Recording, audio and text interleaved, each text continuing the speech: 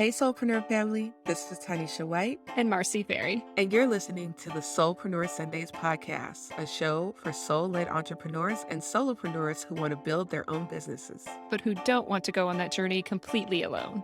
Join us as we share our honest and real soulpreneur stories, including the highs and the lows. And learn about solutions and resources that we found along the way that can help you with a wide array of common soulpreneur challenges. Welcome to our sacred space.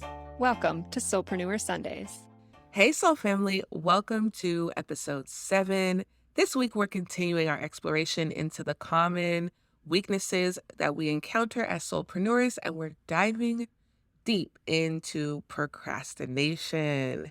Hey, Marcy, how are you? I am good, Tanisha. How are you doing this lovely Sunday, Soulpreneur Sunday? Yes, I'm doing so good. I'm choosing to be so good. Yes. So this is a topic that I feel everybody can relate to, right? Even if you haven't started anything yet, there has been a time in your life where you have procrastinated and be like, why the hell did I wait till the last minute to do this, right? Why didn't I start a week ago?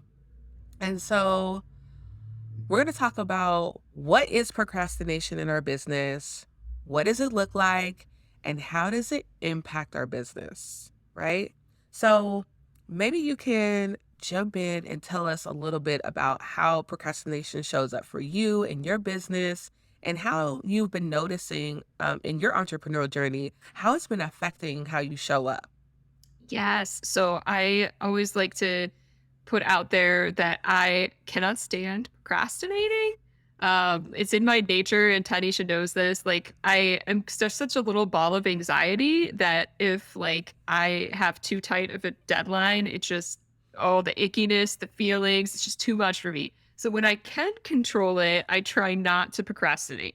But that said, procrastination still shows up in its own ways. It's sneaky, right? So for me, it usually tends to show up with things that I really just don't like doing, which often tends to be the administrative tasks, I should say, taxes being one of them.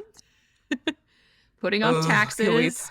Yeah, I can't stand taxes. And of course, we're in April right now. So when you're listening to this, depending on when it airs, might be a little bit different, but I'm meeting with my tax guy this week. So I definitely sent the stuff to him kind of late, but I don't like doing it. I don't like looking at all the numbers. It's overwhelming. So that's something I tend to procrastinate on. And then also a form of procrastination for me is sometimes putting things off kind of indefinitely. So by that I mean I have these big ideas, right? And I have this pull, this desire to act on them, but I just don't. Because I come Me up with too. excuses galore. I get, in this cycle and I think, oh, well, I'll do that when I'm done with all my client work. I'll do that when I'm done with making sure this part of my business works well, because that's a reward for later. And then I don't start the things at all, which is really disappointing. And it reminds me of something my mom used to say to me when I was a kid, and it totally drove me nuts. But she would say to me, well, if you really wanted to do it, you just do it. I'd be like, okay, there's a lot more to it than that. Thanks, Mom. But that's one of those voices that sticks in my head when I do tend to procrastinate on something, and then I start to feel guilty about the fact that I'm putting it off. And do I really want to do it? Now I'm wondering if I really want to do it. And should I be concerned about that? Yes. So it's a vicious cycle, this procrastination thing. It truly, truly is.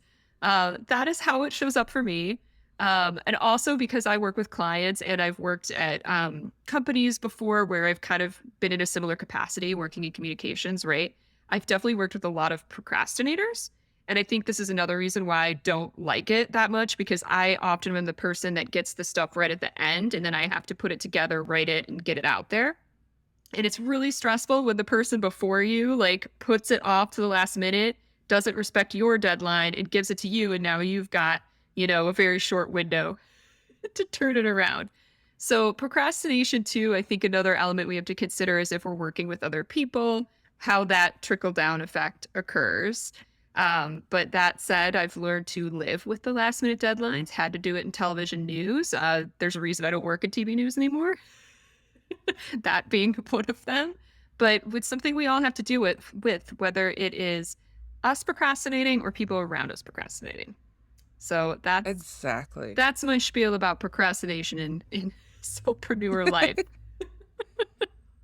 Look, you did so like, you touched on so many things in that short little thing. Like, in that short little time, you touched on so many things, like how, we need to be aware of how our work is interfering or affecting other people, like your clients, your customers. Are you putting out things at the last minute and then expecting your clients or your customers to, like, jump on it? I have been guilty of that myself, like having a bright idea, coming up with something, and then throwing together some graphics, throwing together a webinar or whatever it is, and then putting it out to the world, and then nobody, it's like crickets. You're like, what the hell? Mm, Right? And you're like, but I worked so hard. Like, it literally took me all day to do this. It's like, yeah, but you waited until the last minute. Why didn't you just like work on it? And then but yeah, so there's so many things that you touched on in that, and I'm resonating with that so deeply. And procrastination shows up for me because unfortunately I am the procrastinator that you are talking about. Mercy, that's me. I don't think you're as bad as you think you are, though. I will tell you that after Okay. working with you from a client aspect, like I don't think you ever didn't get something to me. So Okay. That makes me feel better. But it's still like in my mind, I I was totally that student in junior high or high school that had the essay, the 3 to 5 page paper, and I was doing it the night before up until 2 o'clock in the morning. My mom used to get so angry with me. And we literally talked about this past weekend. And I was like, remember when we used to like hang out on the weekends and I would go and do all this stuff with my friends and have sleepovers and doing all these different things. And when I say sleepovers, I mean like going to my cousin's house. To me, that was a sleepover. Okay, so like we would do those things, and then I would get home Sunday evening and I would have a 5 page paper that was due Monday. And my mom would be like, why are you just now doing this at 8 o'clock on a Sunday? We could have got this done. Literally, you had the entire week because I know your teacher didn't give this to you on Friday. Why did you wait? And so my mom would get so angry, and I would be up till like 2 o'clock in the morning writing a paper, and I would get great grades on the paper, right? But I just would wait to the last minute. And I feel like that has kind of like trickled with me through my life. I've gotten better, but I'm still a work in progress. But right now in my business, even though I try not to procrastinate, some of the ways that show my procrastination shows up is looks like me creating things in the moment and spending the entire day working on one thing when I could have just broken it down into small tasks over 3 or 4 days and got so many more things done. I don't know if you've ever done that, but I always feel like I didn't get enough accomplished because I literally spend the entire day working on one thing, and it's stressful. And another way that it shows up is I get really overwhelmed and frustrated with myself in the process of not being able to stay on a strict schedule. mm, Okay, so I have not ever been diagnosed with ADHD, but y'all know I always talk about my ADHD brain, right? Because I resonate with the characteristics so deeply. Um, and one of the things that is difficult for me is creating a very strict regiment for myself.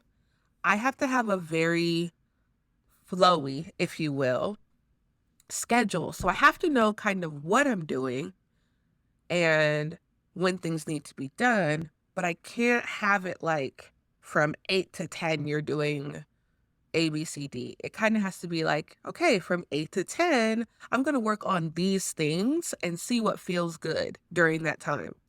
Um, and so even though I know now that I need a more flowy schedule and I need to be doing different things on different days, I still get really frustrated with myself not being able to be one of those people who can say, okay, Mondays, I'm going to do these things and I'm going to get all of these things done. Another way is I'm really easily distracted. Like I'm so squirrel brain for real. Like I am like a puppy. And now that I have a puppy, I know even more so. I'm like a puppy. Every little thing is a distraction for me. I'm distracted by social media. I'm distracted by looking at all the things that I need to accomplish in my house. Like laundry. Every time I look at the laundry across the room, it's like talking to me like, hello, are you going to wash us? Like, I'm thinking to myself, do my kids have socks for school tomorrow? Right? So that is distracting me from getting things done. All the things I need to do, dishes in the sink, fees for the kids for school, right? All those things are distracting to me. Then I get to scrolling on social media, Oh, yeah. TikTok, right? And then I get distracted by learning new things. I pick up a book or I start going down the YouTube rabbit hole, right? And before you know it, I'm listening to an audiobook or learning how to set up a Shopify store in 30 minutes on YouTube. Like just ridiculous things like, what am I doing? Why am I not focusing? But it can be really difficult to hold yourself accountable when there's nobody to tell you what to do. When there's nobody to say, hey, where is this thing that you're supposed to do by 11 o'clock? It's just you. And on this journey of us being soulpreneurs and us working by ourselves, it's like there's nobody to hold you accountable except you. And Marcy, you have helped me so much in my accountability because we have our meetings every week. And so I know I got to have something to bring to this meeting because, ma'am, like Marcy's gonna be like, okay, what did you get done? Did you work on any of the things we talked about last week? I know I got to get some things done. It helps to hold me accountable. But then another thing that I'm getting more accustomed to now and I'm starting to focus on is making a decision and staying committed to that decision. So that's where I am right now, Mm. committing to my decisions. Have you been consciously making a commitment to your decisions in your business? I don't know, Marcy. What about you? I feel like I just had that, like over the past few weeks, I've been having that realization, like, girl, you got to make a commitment. Hmm. Yes, that's my problem. That's it. I mean, you nailed that. Like making a commitment to my decisions. And definitely, like I've talked about, I'll have an idea, it's something I really want to act on, but I don't commit to it. And like you're talking about the distraction of all the things you see and take in. It's, oh well, what about this? And well, now I see that my client needs this. So a lot of times I'll find my excuse will be something like, well, this person needs me and needs me to focus on this right now. And they're paying me. So I'm going to do that instead of staying committed to my thing. And I keep putting it off. But to some extent, it is true that if we want to do something and we set our minds to it, we'll do it, you know? And that's where sometimes I'm like, oh, what my mom said is semi true. But Moms, yes, they're I always know. right. But I do think we have to also be kind and gentle with ourselves, understanding that we live in a world where distractions are everywhere. It's more so than Everywhere. ever before. Yeah. Our brains, it's just so many things are competing for attention. It is Yeah. rough. Constantly. Yes. And so we have to find ways to motivate ourselves, to get ourselves, in that commitment. And a term I really liked that I got from what I was reading, Big Magic by Elizabeth Gilbert, and then The Artist's Way with Julia Cameron. Just, these texts that are for creatives, people who want to create. They talk about like a devotion rather than Mm, commitment. And so yeah. sometimes if I reframe it that way, be like, am I devoted to what I'm creating? Like, how would that look in my life if I did that? And am I doing it?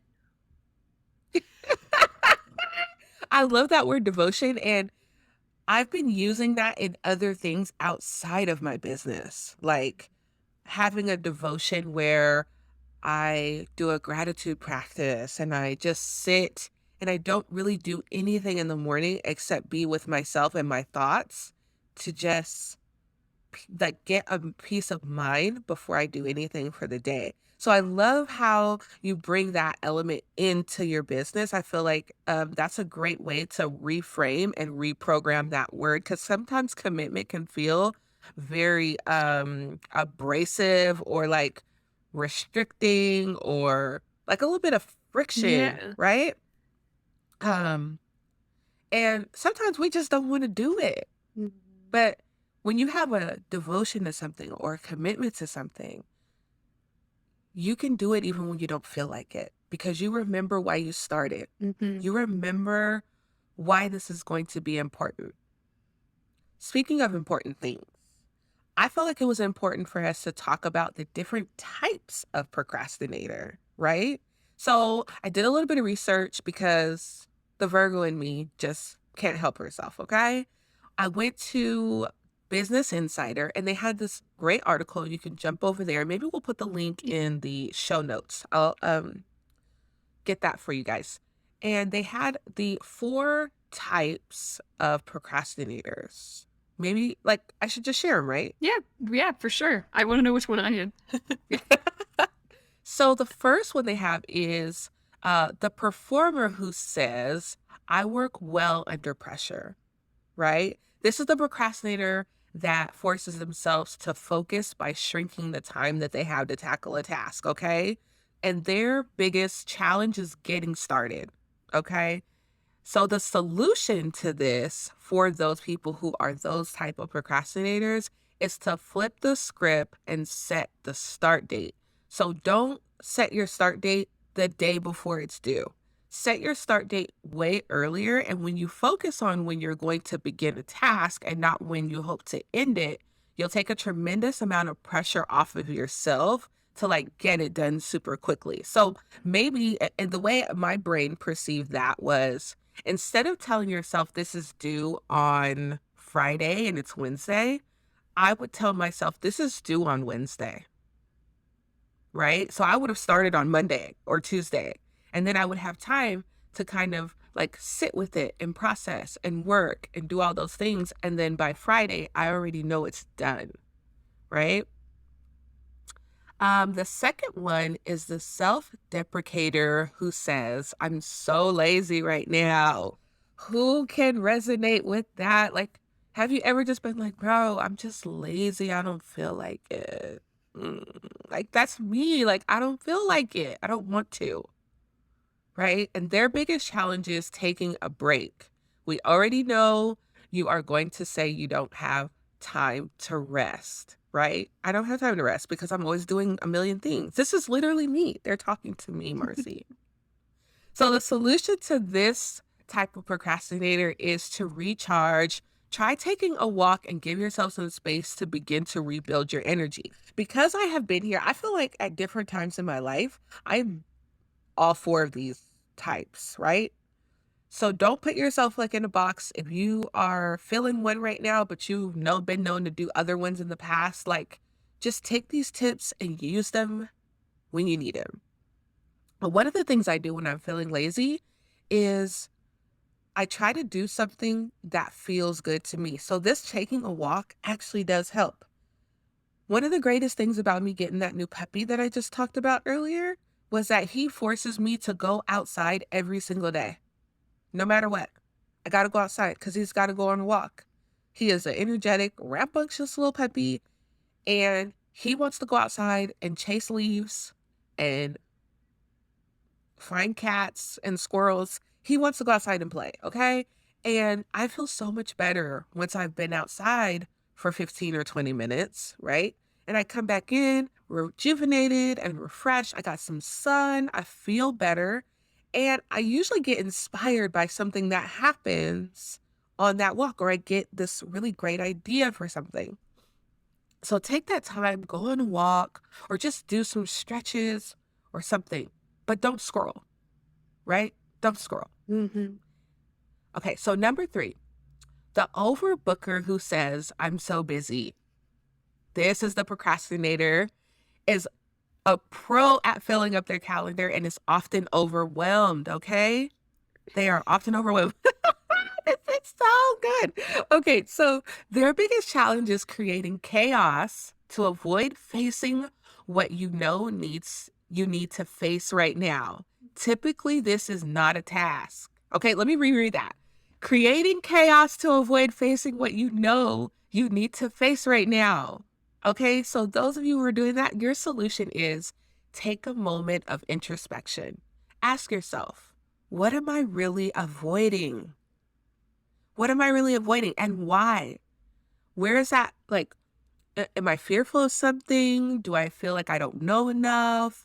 Am I, um, am I self-sabotaging just because, like, of the unknown, right? Fear of the unknown. So that is your solution. Just take a moment and think about, what am I really trying to avoid? Last but not least, the novelty seeker who says, I just had the best idea. This procrastinator has a terminal case of shiny object syndrome.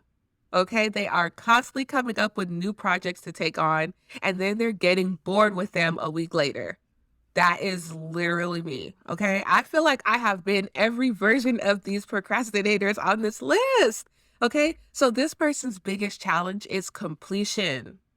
You have so many open tabs right now in your brain, in your computer, probably in your phone. You know, if you have an iPhone and you do the little double tap, all of the things you have, all the apps you have open on your phone, you probably need to reset your phone right now. Okay.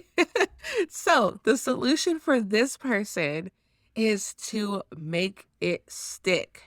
Literally, write down new ideas or projects on a sticky note, but don't pursue them until you finish what you are currently working on.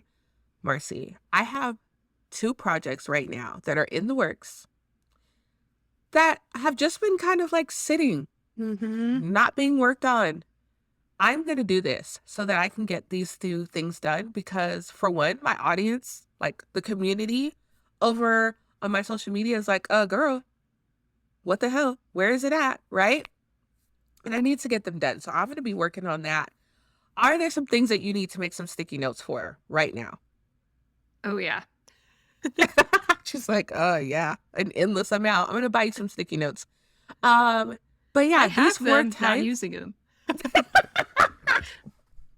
Just to So we illustrate are our gonna point.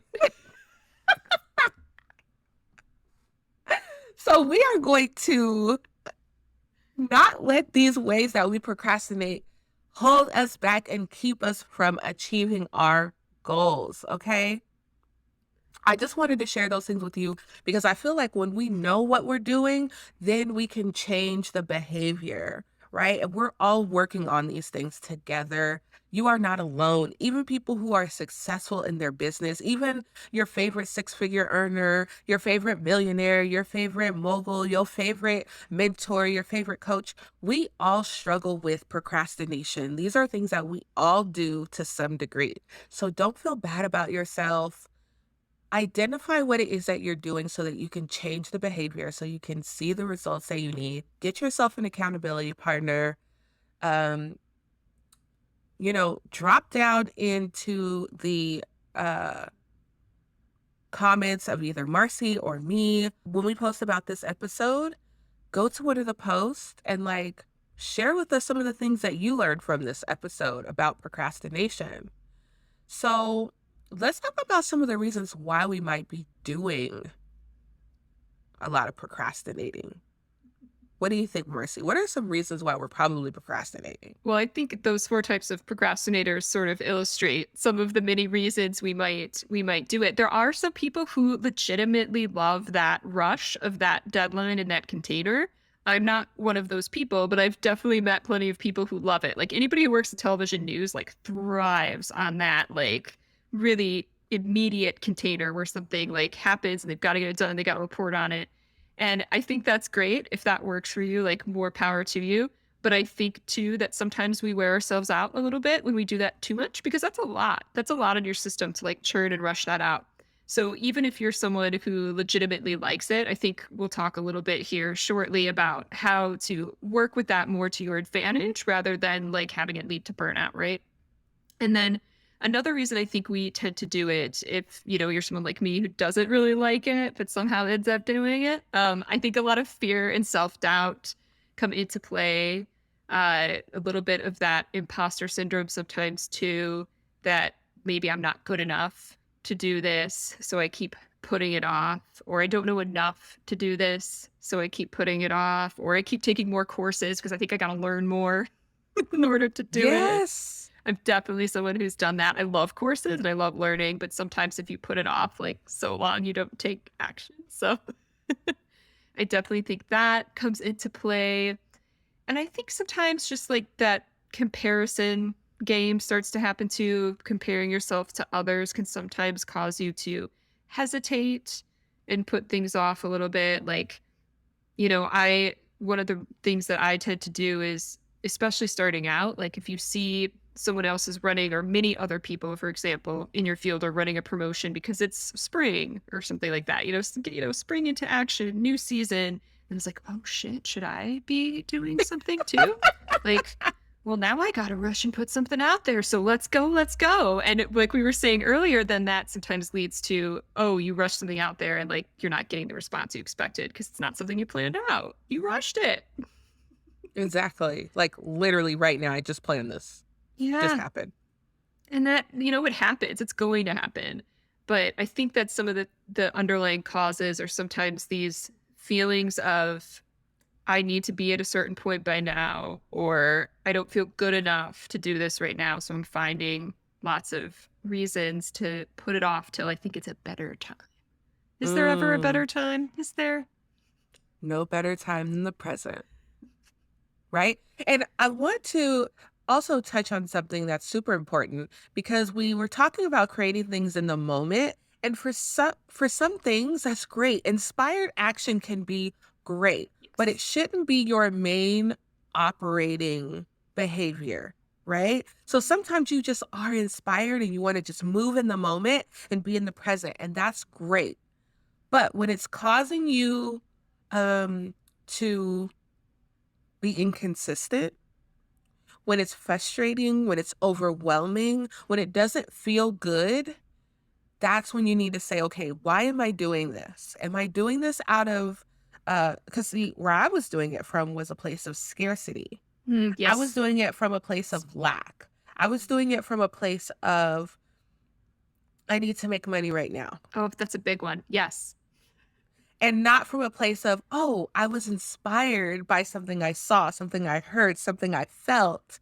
And so I want to share this feeling that I have, or this epiphany that I had, or this whatever inspiration that that I got from what I saw, what I heard, what I felt, whatever. Where is it coming from? That should be Yes. the determining factor. Because if you're doing it from a place of scarcity or lack or trying to make money or um, trying to capitalize on a Mhm. situation, right? That's not going to feel good. Yeah. Or a keeping up with the Joneses kind of space. Yes, yes, I've seen this so much with clients, especially with social media and wanting to yes. rush things out there because you feel like you have to, or you have to have these brilliant ideas every single week to share with people. And it's something I had just said the other day was we really need to start with that inspiration, right? Like if you do you have a message to share right now? Yes. What is it? Okay. Now how do you want to share it? But I think we start the other way around. It's like, well, today's Wednesday at 2 p.m. I got to post something. Yeah, and that's what makes us feel like we're on that hamster wheel because we're just worried about making sure that we are out creating our competitors, Hmm. and it doesn't have to be like that.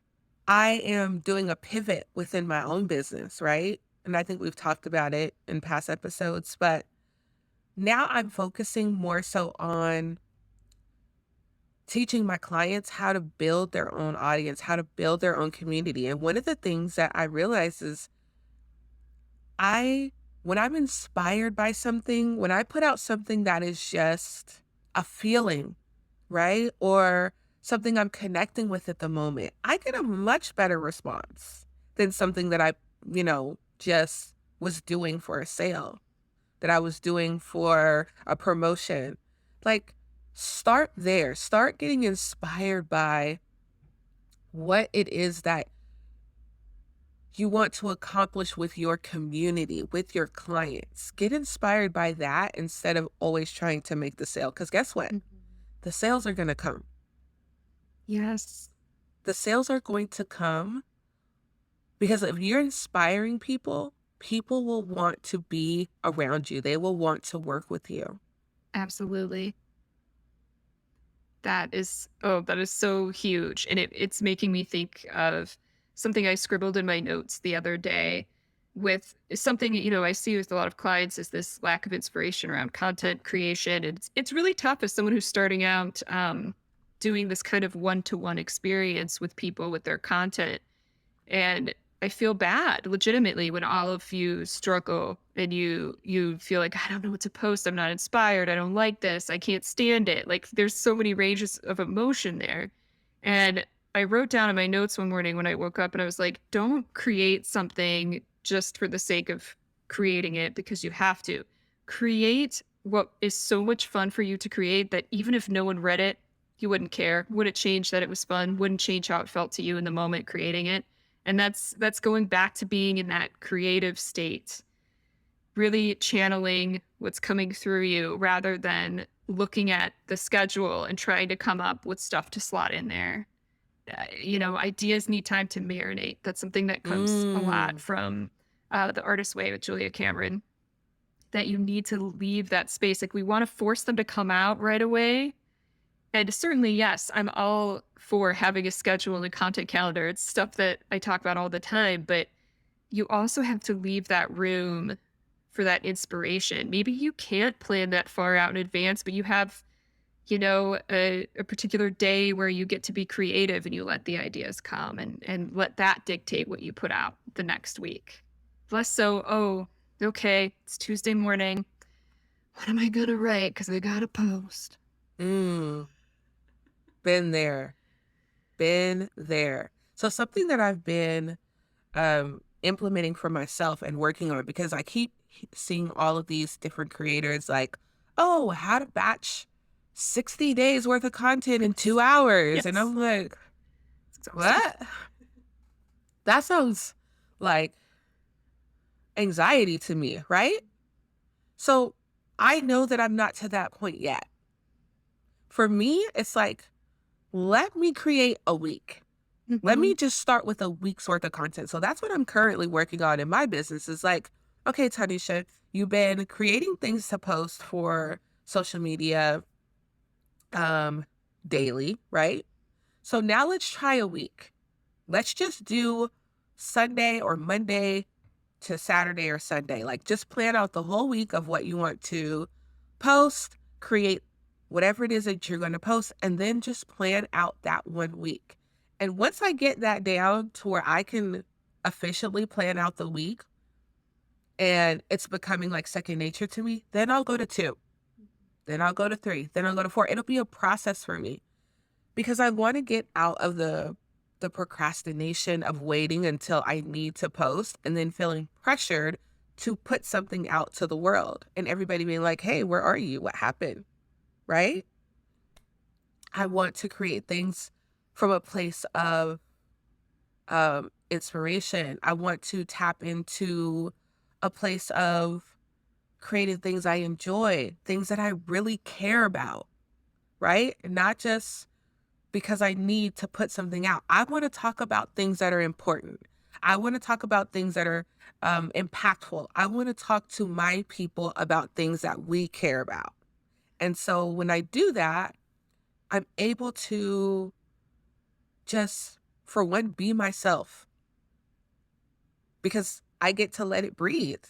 I get to see, okay, does this still resonate with me the day after tomorrow? Before I have to put it out to the world, then I'm not going back deleting things that I really didn't even want to say. or feeling like I have to defend myself on social media because people don't agree with me. If you don't agree with me, great.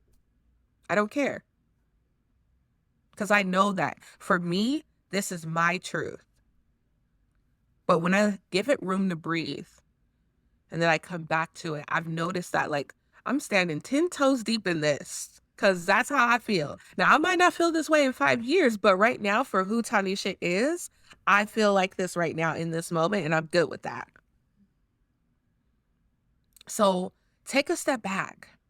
Just take a step back and look at the bigger picture. Procrastination starts because we are operating from a place of scarcity or lack or anxiety or overwhelm or frustration or self sabotage or not feeling confident. All of those things, the doubt, the fear. Take a step back. Start fresh right now. Doesn't matter what we did yesterday, doesn't matter what you did this morning. Start fresh right now. What can I do right now? So, how do I work with my procrastinator type, right? Right now in this moment. So, what are some ways we can work on procrastination right now? Mhm. I was just going to say you're touching on that right there with breaking it kind of down into smaller increments to allow Mm, more time for things to yeah. sit. So I think, some of the things that we tend to skip over because we're in such a rush is actually outlining all the steps we need to take to get to something, even like the littlest, tiniest of baby steps. But we feel this false pressure in our minds like, well, I need to know the outcome and the exact perfect container it's going to form right now. I don't have time to think about those little things. But often when we rush ahead to that, then all those nice little details that needed time to marinate, like they don't get that. And now you've got something that's been rushed out the door that doesn't resonate and maybe doesn't even feel like you.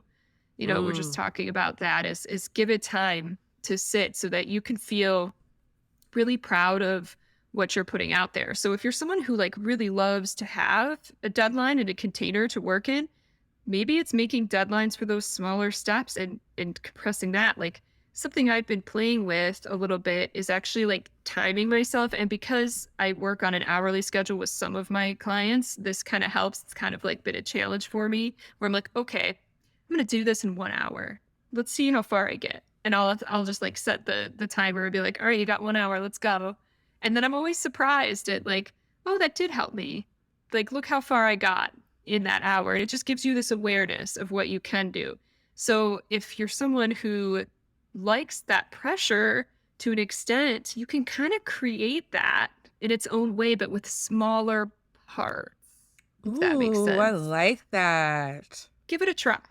I like it. I'm going to try that. I really like that. I'm going to do it. I'm going to do It's an interesting exercise. It really is. I'm learning a lot about myself with that. it. some of our some of our listeners are probably like, okay, great. Now that we know, like, how can I stop it? How can I just stop doing it? Right? So I'm gonna give you 5 ways to kind of reframe how you procrastinate or just, help you to stop procrastinating so much. Okay. So, first and foremost, and some of these we've already touched on, but we're going to just give you a little overview really quick in 5 short things. So, reduce the number of decisions that you need to make throughout the day. Okay. Reducing the amount of decisions that you need to make throughout the day. So, the things that you don't need to necessarily have to think about, make it so you don't have to think about them. Like, get your stuff together the night before, right? Like, plan out what you're going to wear the night before if you have to. Lay your clothes out on the bed. Get all your stuff together for the gym. Whatever it is that you got to do, like, prepare for it so that you don't have to worry about making those decisions. Make the least amount of decisions during the day as possible. Because every time we're making a decision, energetically we have like we're just taking little pieces off, right? So for breakfast, like have your stuff already ready to go. Like know what you're going to do for breakfast. So then when you get up in the morning, get your tea, get your coffee, get your breakfast so you're ready to go. Have your journal ready to go in the mornings. Know exactly what you're going to do with those things you don't need to think about. So you have more brain capacity and energy to focus on your task. Okay. Number two, finish your day before it starts. This is another way for us to stop thinking about all the things in the moment. Plan your day out the night before. I am going to try this, Mercy. I'm going to start at the end of the day, planning out my day the night before and see how that works. Because I feel like if I have it already set in my mind and I visualize the whole day, I will be more effective. So I'm going to try that one. Y'all let me know if you like that one too. Number three is the nothing alternative. Now, the nothing alternative came from a book, I believe, and I'm not sure the name of the book, but I remember reading this in an article. And the nothing alternative is basically you do your thing or you do nothing. So the person who created this or coined this term was a writer. The name is escaping me now. If I think about it, I'll put it in the show notes. But he was a writer and he would basically say, either I'm going to do my writing or I'm going to do nothing. So, like, if I'm not writing in the times when I'm supposed to be writing, I'm not going to go do other things. I'm not going to read a book. I'm not going to write a letter to somebody. I'm not going to go and do other things. So, those distractions that we have. So, like, if I know I'm supposed to be working, right, I'm not going to be on my phone scrolling. I'm not going to be calling my friends to see what they're doing for the weekend. I'm not going to be doing all of those other things. Either I'm going to be working on whatever it is I'm supposed to be working on, or I'm doing absolutely nothing. Like you can sit and stare out the window, you can just sit in silence and do absolutely nothing, or you can do the work. Okay? Um, that's something I implement with my kids, and let me tell you, it works. Like if you are not going to do what you're supposed to be doing, then you do absolutely nothing. It works every time. So maybe that will work for you. Number four, the next action habit. Focus on something that is doable. Okay. So, and when you start feeling those thoughts come in your mind, like, oh, I'll do it later. Oh, I'm so lazy. I don't feel like doing it. Stop yourself mid thought. Stop those thoughts immediately when you start hearing that procrastination coming in and just say, okay, what is something that I can do actively right now to get it at least one step closer to being done? Take one actionable, doable step. Focus on that and that only. Okay. And then move from there.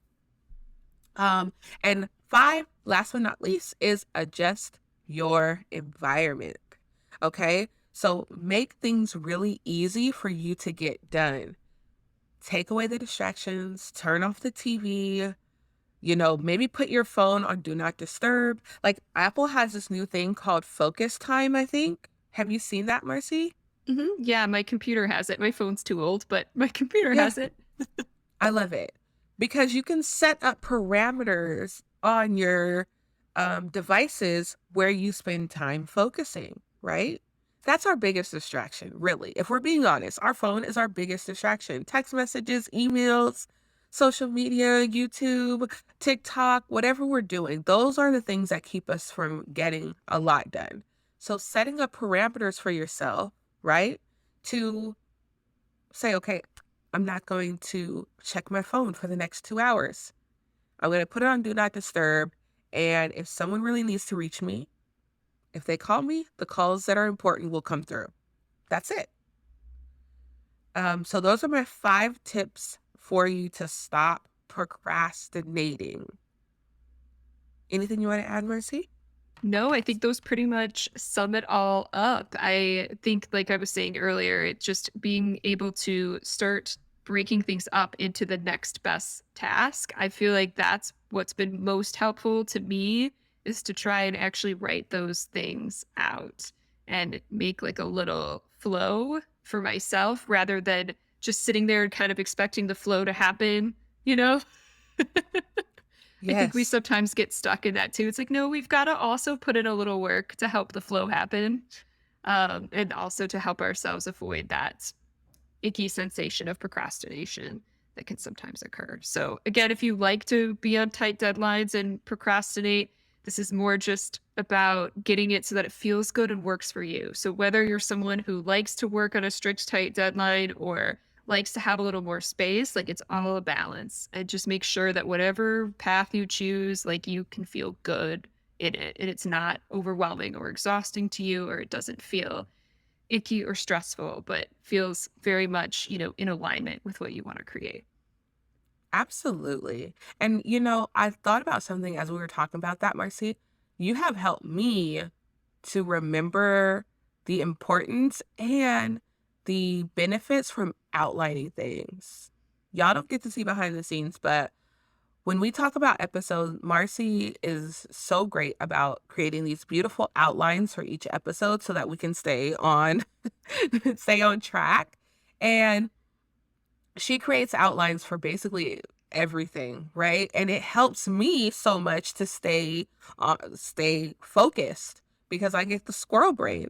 And so that has reminded me like, hey, like why don't you create outlines for other things? Like when you have projects, create an outline, right? Write it down so you can see exactly what needs to be done and just simply making note of the things that need to be done. Small little things equal big results, right?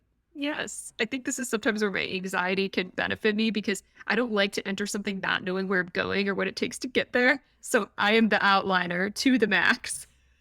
Yes, and I love that about you. You make my life so much easier. It's funny because sometimes I feel like it makes life harder because I'm writing all these things out, but I'm glad that it's helpful. We Sometimes it's need people good. like you.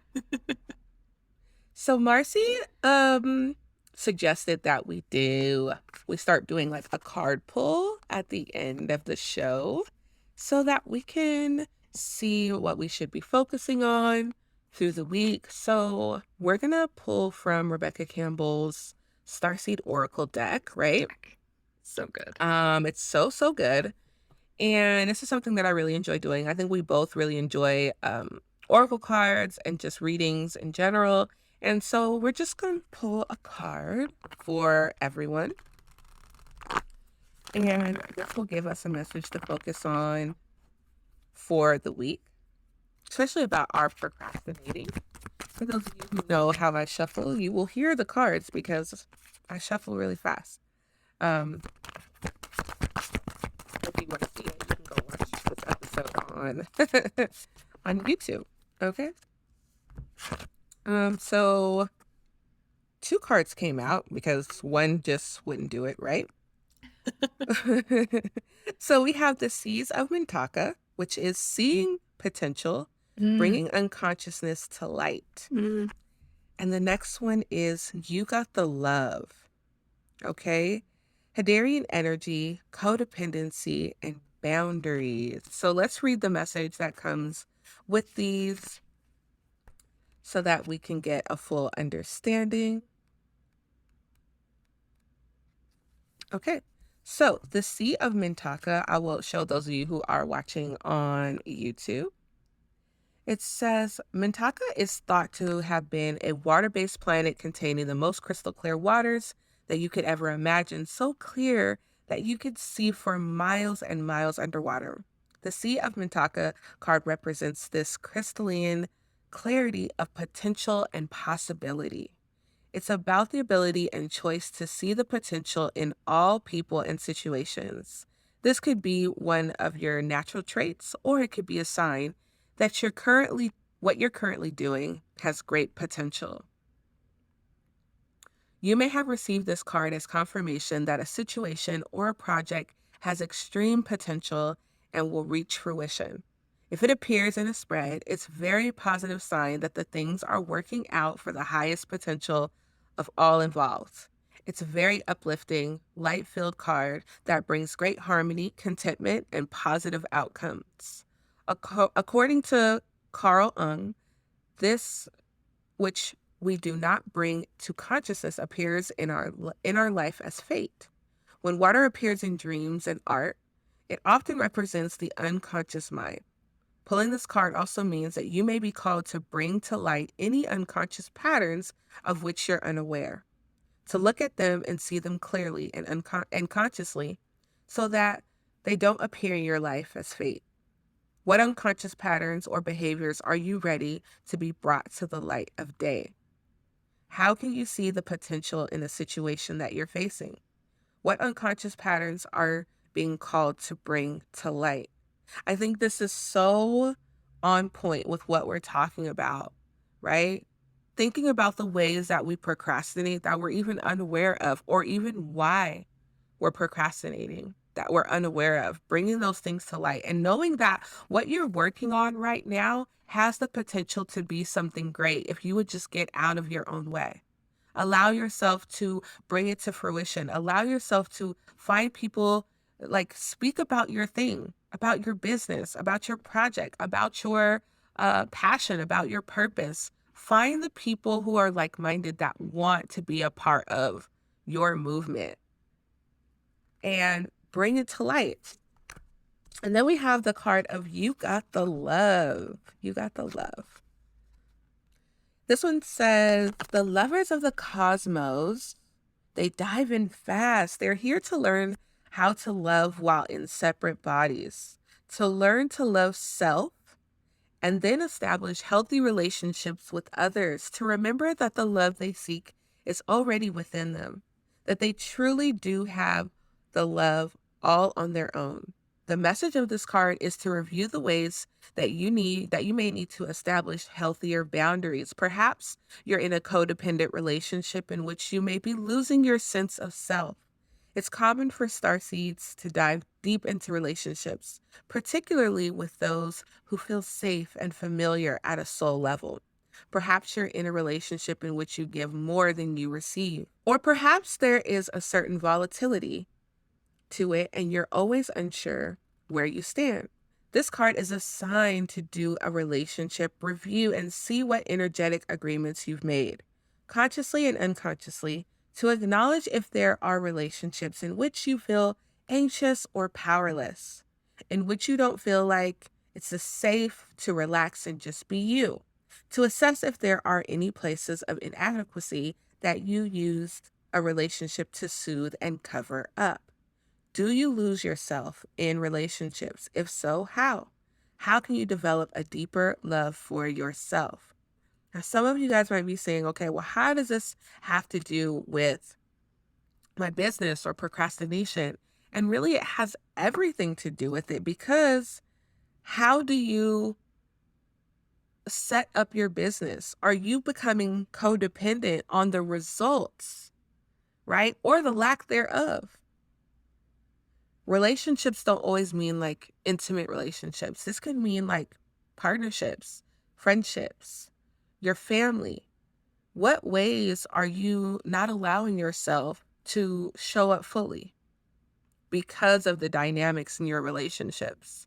For some of us, this might even go back to maybe the ways that we were taught to procrastinate by our environment around us. So, what ways can you go in and change that?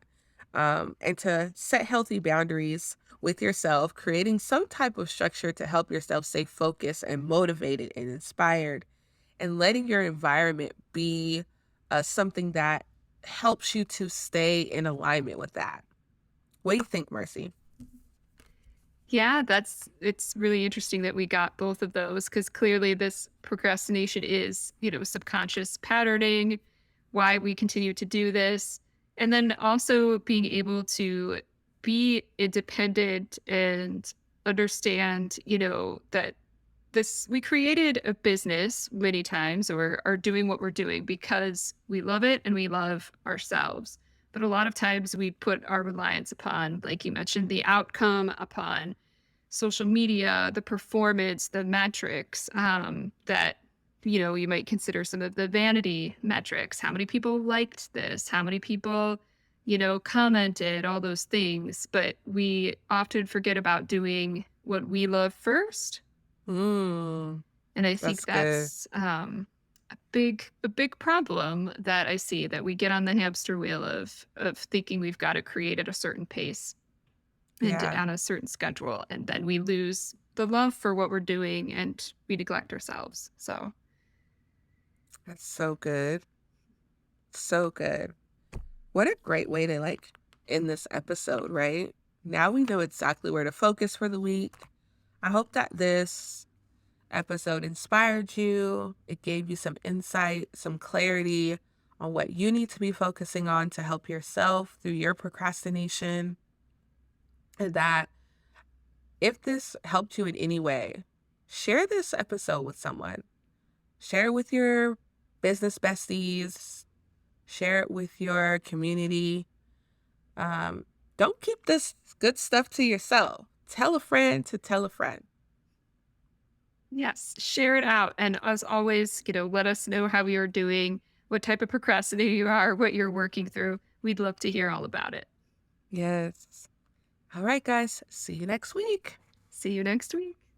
Thanks for joining us for this episode of Soulpreneur Sundays. We hope you learned something new and feel comforted and inspired by what you heard. We'd love to feature your comments, questions, or stories in future episodes. So be sure to leave us a note and let us know about your business and what you'd like to hear more about. To make sure you get notified of new episodes, subscribe to the podcasts on your favorite podcasting platform and on YouTube. You can also follow us on Instagram at Soulpreneur Sundays Podcast. And you can find both of us on Instagram at Tanisha White and at The Mystical Fairy, with fairy spelled Farrey. Join us again next Sunday for a new episode. Thanks for listening.